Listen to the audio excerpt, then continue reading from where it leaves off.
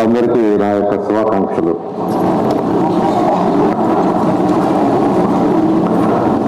సృష్టికి మూలం శ్రీ, అమ్మను పూజించు, భార్యను ప్రేమించు, సోదరుని దీవించు అనేది మన నినాదం. ఆమె అభివృద్ధి ఈ ప్రభుత్వం యొక్క ముఖ్య లక్ష్యం. ఈరోజు పురుషులతో సమానంగా మహిళలకు అన్ని అవకాశాలు ఇస్తే తప్ప వాళ్ళ యొక్క సాధికారత సాధించలేమనేది మన ముఖ్యమంత్రి గారి యొక్క నమ్మకం. అందుకని మీకు అందరికీ తెలిసేది లేదు, 2014-19లో కేవలం చిన్న చిన్న పనులు చేయటం కాదు, చిన్న చిన్న బొమ్మలు తయారు చేయటం లేదా ఫుడ్ తయారు చేయటం ఇలా కాదు, వాళ్ళు కూడా వ్యాపారవేత్తలు కావాలి అనే ఉద్దేశంతో ఆ రోజు ముఖ్యమంత్రి గారు 2014-19లో ఈ రాష్ట్రంలో ఉన్న శానిటరీస్ అన్నింటినీ మహిళా గ్రూపులకు అప్పచెప్పారు. దాంట్లో వచ్చే ఆదాయాన్ని 25% వాళ్ళకి ఇచ్చేస్తామని జీవో కూడా ఇవ్వటం జరిగింది. అది స్టార్ట్ చేయడం కూడా జరిగింది. కానీ కొన్ని కారణాల వల్ల అది ముందుకు పోలా.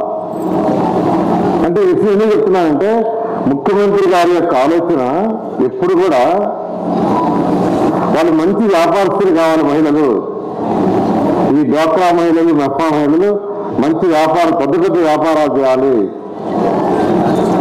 అనే ఆలోచనతోనే ఆ రోజు శాంతి ఇచ్చారు. కానీ అది కొన్ని కారణాల వల్ల కుదరలా. అంతేకాకుండా తెలుగుదేశం ప్రభుత్వం తీసుకుంటే మొదటి నుంచి ఆస్తుల సమాన హక్కు ఇచ్చింది తెలుగుదేశం పార్టీ. ఎన్టీ రామారావు గారి నుంచి తీసుకుంటే ఆస్తుల సమాన హక్కు మహిళలకు ఇచ్చింది తెలుగుదేశం పార్టీ.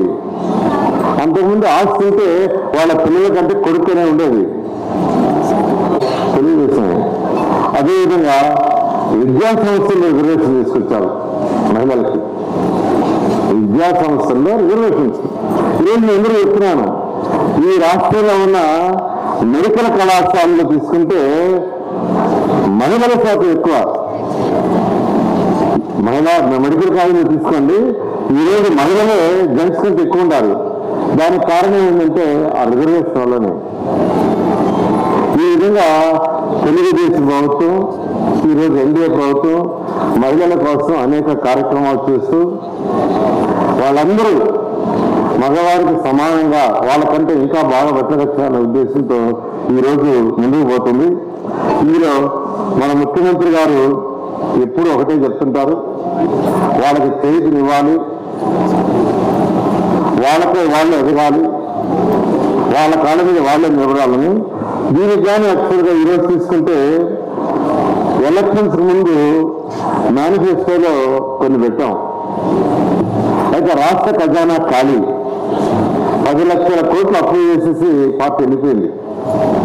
10 లక్షల కోట్లు ఖజానా పూర్తిగా ఖాళీ. నా శాఖ తీసుకుంటే మున్సిపల్ శాఖ ఈరోజు దాదాపు 3,000 కోట్ల రూపాయలు సిఎఫ్ఎంఎస్ లో పోయి అది డైవర్ట్ అయిపోయింది. ఈరోజు కొన్ని మున్సిపాలిటీస్ లో బ్లీచింగ్ పౌడరు, ఆఖరాకి డీజిల్ కూడా ఖర్చు పెట్టాలని డబ్బులు లేవు. అయితే మన ఈరోజు ముఖ్యమంత్రి గారితో డిస్కస్ చేస్తే ముఖ్యమంత్రి గారు ఏప్రిల్ 1 నుంచి ఏ మున్సిపాలిటీలో వచ్చే కలెక్షన్స్ ఆ మున్సిపాలిటీ వాళ్ళే ఆ మున్సిపల్ కౌన్సిల్లో రిజర్వేషన్ పెట్టుకుని వాళ్ళే ఖర్చు పెట్టుకునే విధంగా మన బడ్జెట్ సెషన్ లో డిక్లేర్ చేశారు. ముఖ్యమంత్రి గారికి రాష్ట్రంలో ఉన్న 123 మున్సిపాలిటీస్ యొక్క తరఫున ప్రత్యేక ధన్యవాదాలు తెలియజేస్తున్నాను. అయితే ఈరోజు ఖజానా ఖాళీ ఉన్నా ఎలక్షన్స్ కి ముందు ఏదైతే ప్రామిస్ చేశారో ఎన్ని చేయాలనే ఉద్దేశంతోనే మహిళలకి 3 సిలిండర్లు, గ్యాస్ సిలిండర్లు ఉచితంగా ఆల్రెడీ ఇంట్రొడ్యూస్ చేశారు. ఆల్రెడీ ఇవ్వటం జరిగింది. ఖజానా ఖాళీ అయినా ఇబ్బందులు ఇచ్చినా మాట తప్పకూడదని. అదేవిధంగా జిల్లాలో ఉచిత బస్సు ప్రయాణం కూడా వీలైనంత తొందరలో చేయబోతున్నారు. మూడవది, మీ పిల్లలకి ఎంతమంది పిల్లలు చదువుకుంటుంటే అంతమందికి 15,000 రూపాయలు ఇస్తామని ఎలక్షన్స్ ముందు ఎన్డీఏ ప్రభుత్వం ఏదైతే మేనిఫెస్టోలో చెప్పిందో అది చేయాలనే ఉద్దేశంతో next academic year June 12 start అవుతుంది. ఈ అకాడమిక్ ఇయర్ ఇవ్వాలి, ఎన్ని ఇబ్బందులైనా ఉండాలని ఉన్నాయని బడ్జెట్లో పెట్టి మే లోపల ఇవ్వబోతున్నారు. బడ్జెట్లో పెట్టారు, మే లోపల పన్నుల యొక్క అకౌంట్ లేదని ఆదేశించారు.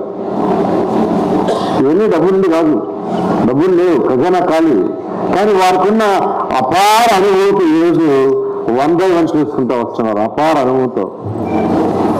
అదేవిధంగా ఈరోజు పారిశ్రామికవేత్తలు కావాలనేది ముఖ్యమంత్రి గారి యొక్క ఉద్దేశం.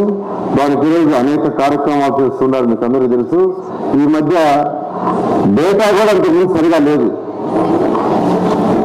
ఈ డ్వాక్రా మహిళలు కానీ మెఫా మహిళలు కానీ డేటా లేకుంటే ఈ మధ్య డేటా మొత్తం చాలా అప్డేట్ చేశారు.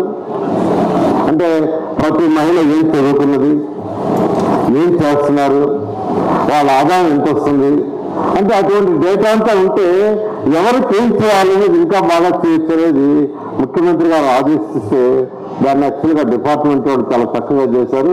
వాళ్ళని కూడా నేను అభినందిస్తున్నాను. అదేవిధంగా మీకు అందరికీ తెలిసిందే, ఈరోజు బ్యాంకు లింకేజ్ ప్రోగ్రాం ద్వారా కాకినాడ జిల్లాలో 558 మంది మహిళా స్వయం సహాయక బృందాలకు 100 కోట్ల మేరకు రుణాలు ఇచ్చారు. ఇది కాకినాడ జిల్లాలో.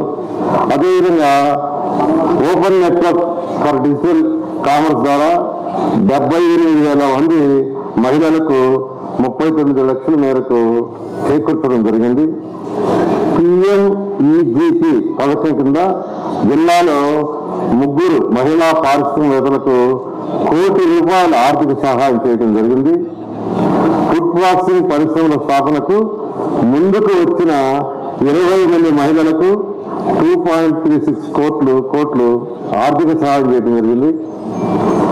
లక్పతి దీదీ పథకం కింద 400 మహిళలకు ₹4 కోట్ల పంపిణీ చేశాం. ఉన్నత పథకం కింద 2031 మంది SC/ST మహిళలకు 13.22 కోట్లు సహాయం కల్పించడం జరిగింది. అలాగే PM అదే పథకం కింద 67 మంది SC మహిళలకు 86 లక్షలు పంపిణీ చేయడం జరిగింది. ఇదంతా కూడా డ్వాక్రా మహిళలకి ఈ యొక్క కాకినాడ జిల్లాలో ప్రభుత్వం చేసింది.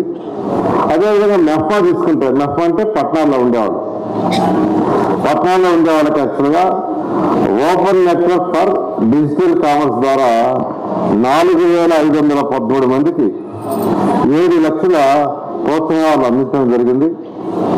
246 కోట్ల నిధితో 496 మందికి 2.46 కోట్లతో 496 మందికి లైవ్లీహుడ్ యూనిట్లు గ్రౌండ్ చేయడం జరిగింది.